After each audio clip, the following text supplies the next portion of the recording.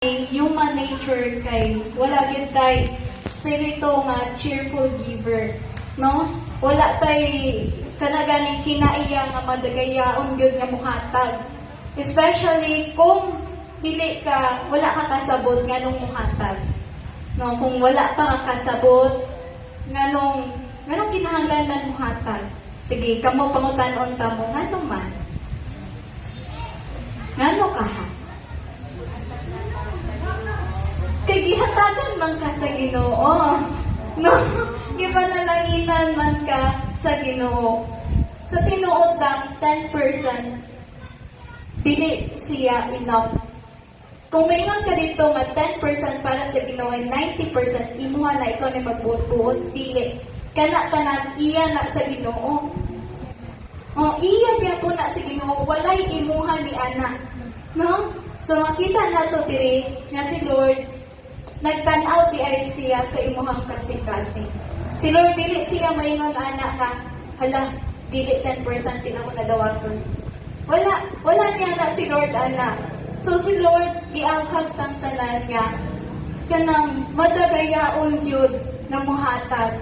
No, kinasing-kasing nga paghatag. Kay kung magsubo ka, ikaw hatagan ka niya kasubo. Mudawat baka ka? So dili gid no? Dili gid ka malipay kung ingana.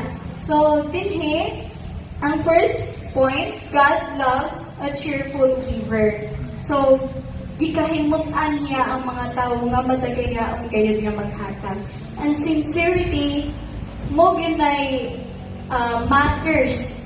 Munay ga unsa gani na kanang imuhang intention sa paghatag mo ginay iyang kilantaw, imuhang behavior.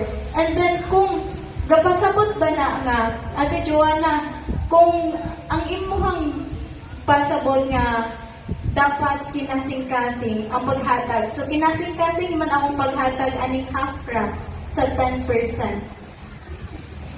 So kinasing-kasing man, sige, ina na to kinasing-kasing.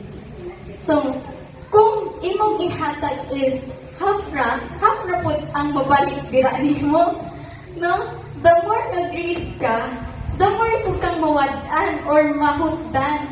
Pero kung nakay kasing-kasing na mahinatagon, the more po kahatagan sa Ginoo, kay nahimo man kang blessing sa uban. No?